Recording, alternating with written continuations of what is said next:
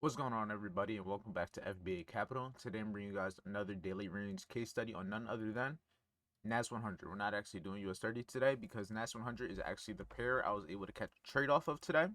So without further ado, we're going to get right on into this case study. And the first thing we're going to do, if you guys pay attention to any of my videos, I always start off by doing my 3-point outline, which consists of the previous day's high, the previous day's low. That's our first 2 points of the outline. Boom and boom.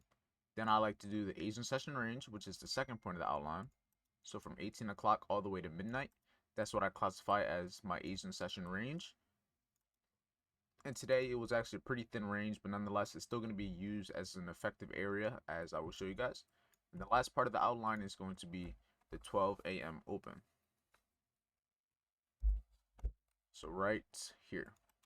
So the first thing I want you guys to pay attention to is that when price came above this previous day's high and broke above 15,000 down here, this is when I overall knew that price was more than likely going to continue its bullish trend. So based off of this, when I woke up this morning, once I seen price clear the Asian session high and came above this 15,000 and was holding above the previous day's high, I knew more than likely price was going to try to have a trending day based off of this price action.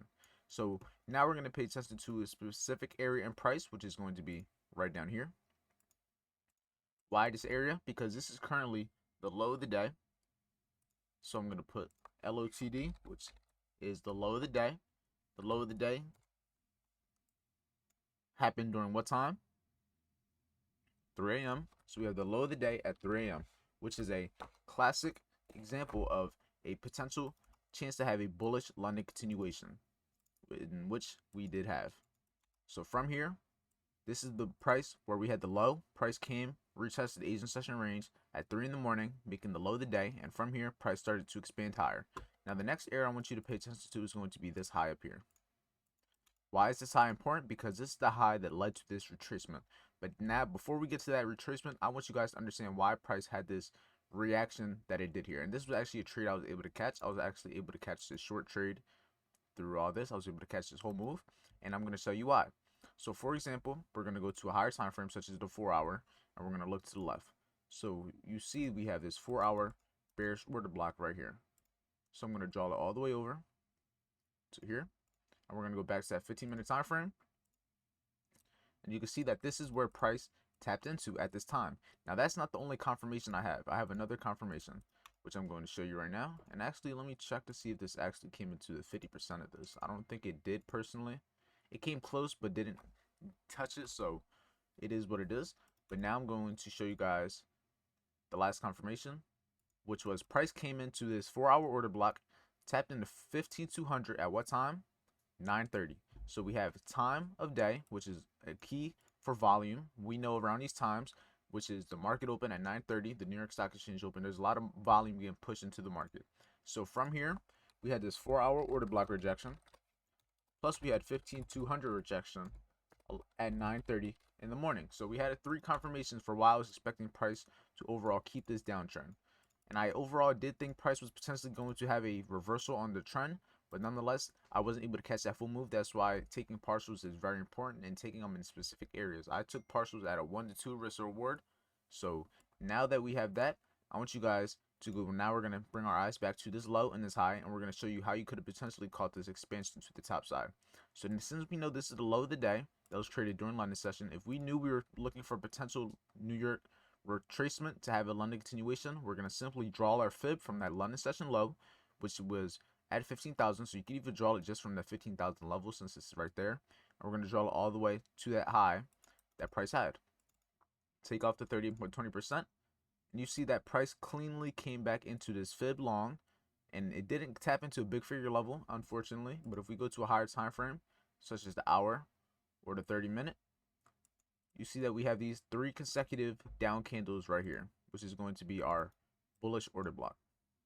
Go back to the 15-minute, pull it over. So we have, let me see, what is I'm going to use this hourly order block. So we had this hourly order block in confluence with this fib long in this 1550 area.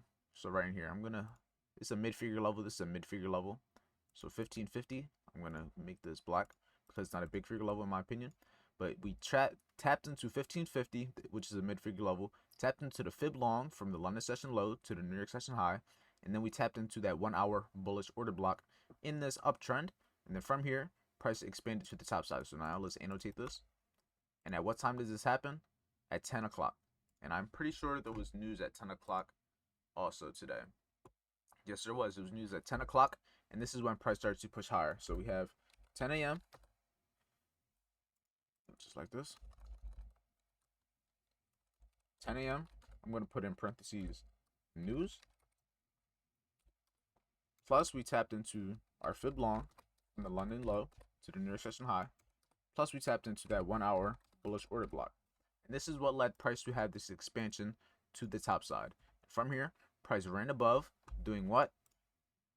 Targeted this high that was created during this New York session. That's ideally what I like to target. When you're looking for these London continuations, you always target the high that you drew your fib from. And even though the fib was drawn here, you would have targeted this high, because once this high got broken, as you can see, if you look to the left, this is when price starts to overall consolidate. So you even could have just targeted 15,200 again. But personally, I would have targeted this high, just because, let me just give you a little tip.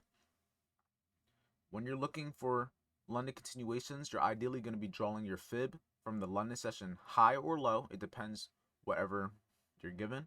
And you're going to draw it to the New York session high or low. And in this case, it's a London low to a New York session high. You drew your fib. You knew where you wanted to see price retrace to. And now that you are in here, once price was in here and you were looking to take this potential trade, you simply would have been using this high that you drew the fib from as a potential target. So now let's say you got in. Let's say you got in at 1550. Stop loss below this low all the way down here, because this is the low of the day. You want to be safe. Better safe than sorry. Simply would have targeted this high all the way up here. And you're not always going to get that full trade, but if this plays out, it would be a potential 1 to 2.3. And let's see. And eventually, it does run through it, and you would have been able to get out.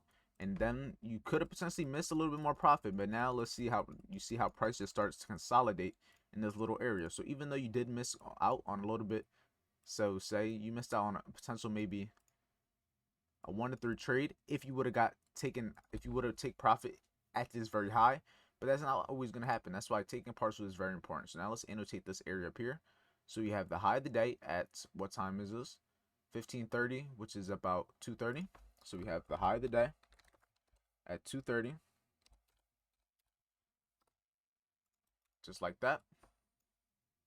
And then from here, price just overall starts to consolidate for the rest of the day. So nothing crazy happened. This is a classic example of a bullish bullish London continuation. So what happened? The Asian session, we had a small range. We had a push higher. London session came down, made the low of the day, pushed higher.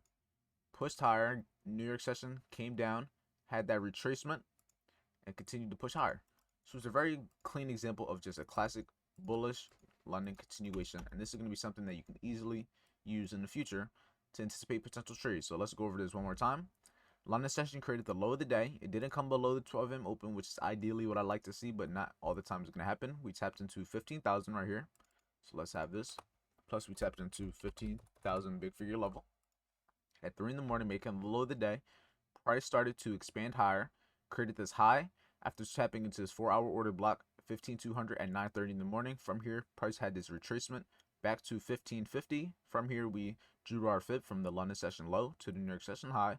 We had this 1-hour order block, and then from here, we had that 10 a.m. news when price came in here, and this is when price started to expand higher, targeting that original New York high, and then just consolidated from there. So even though I personally caught this short trade, which was right in here, I was able to catch this trade with I used about a 50-point stop, and I was able to catch about a 1 to 2. I caught about 100 pips, so 100 points, which is right here.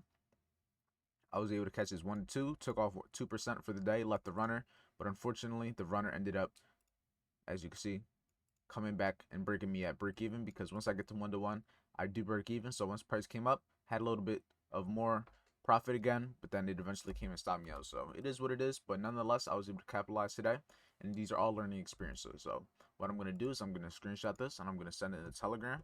So if you're in the Telegram, make sure if you're not in the Telegram, make sure you join it, and just if not, then just screenshot this video and just learn from it, because I do these so you guys can learn from it.